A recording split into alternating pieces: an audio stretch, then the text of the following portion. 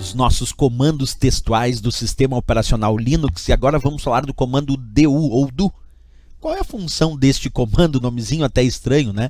É exibir o tamanho dos arquivos e ou dos diretórios. Quer dizer, nós podemos usar o comando do tanto para exibir o tamanho de arquivos, como também exibir o tamanho dos diretórios. Quando eu digo tamanho dos arquivos ou tamanho dos diretórios, sempre lembrar que diretório remete à ideia de pasta. Quem conhece muito bem o Windows sabe do conceito do que é uma pasta. Aqui, dentro do Linux, o nome usual é diretório. Então, poderia dizer que ele exibe o tamanho de arquivos e ou diretórios, que seria a ideia também das pastas. Com isso, eu posso mensurar, inclusive, a capacidade de armazenamento de uma determinada unidade, por exemplo, porque eu sei o tamanho daqueles arquivos e sei também o tamanho daqueles diretórios. Essa é a função do do, né? Temos também um comando chamado file, como muita gente diz, o file. O file é o comando que vai identificar o tipo de arquivo indicado pelo usuário. O usuário indica um arquivo e o file avalia e diz que tipo de arquivo ele é. Então, através do comando file, tu vai indicar um determinado arquivo. E o sistema, então, com esse comando, vai identificar que tipo de arquivo ele é, te devolvendo como resposta que tipo de arquivo ele é. Né? Outro comando é o cat, C-A-T, que tem como função exibir, e olha a palavrinha agora, ou concatenar o conteúdo de arquivos. Professor, o que seria a ideia de concatenar? É juntar. Tu imagina que o comando cat pode juntar o conteúdo de determinados arquivos e exibir isso de uma única forma, tudo junto, tudo concatenado.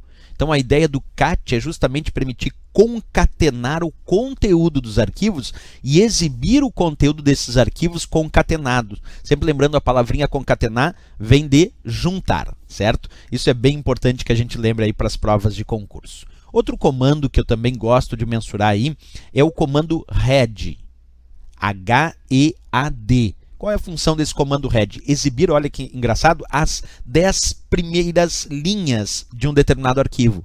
Exibir as primeiras 10 linhas de um arquivo. Por isso o head ele vai exibir o cabeçalho de um determinado arquivo em relação ao seu conteúdo. Então ele exibe as primeiras 10 linhas de um determinado arquivo de texto, por exemplo, ele vai lá e exibe as 10 primeiras linhas. Mas assim como tem o comando head que exibe as primeiras 10 linhas daquele arquivo, eu também tenho um comando que é o inverso dele, que é o comando tail, T-A-I-L. Esse exibe as últimas 10 linhas de um arquivo. É como se eu fosse exibir agora aquele rodapé do arquivo. Então, o comando tail é aquele que exibe as últimas 10 linhas de um determinado arquivo. O comando head é aquele que exibe as 10 primeiras linhas, né? Tail, as 10 últimas, head, as 10 primeiras linhas de um determinado arquivo de texto.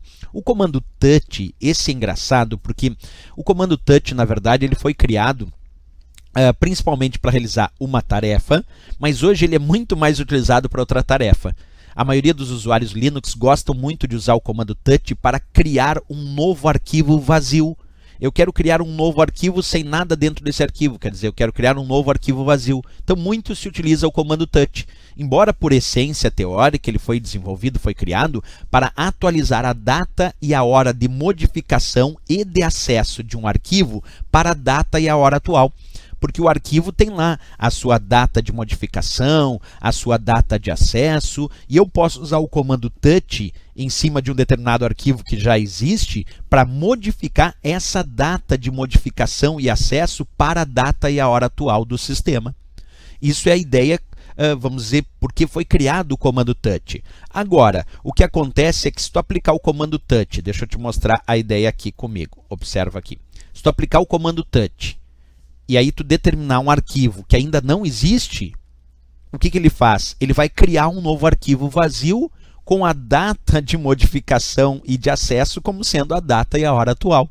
Então o comando touch hoje em dia dentro do Linux é muito utilizado para criar um novo arquivo vazio com a data de modificação e de acesso como sendo, é claro, a data atual do sistema. Certo, pessoal? Então tá, se gostou do nosso vídeo aí sobre os comandos do sistema operacional Linux, não esquece de deixar um gostei, isso é bem importante, e também se inscreve no nosso canal. Até o próximo vídeo, até a próxima aula.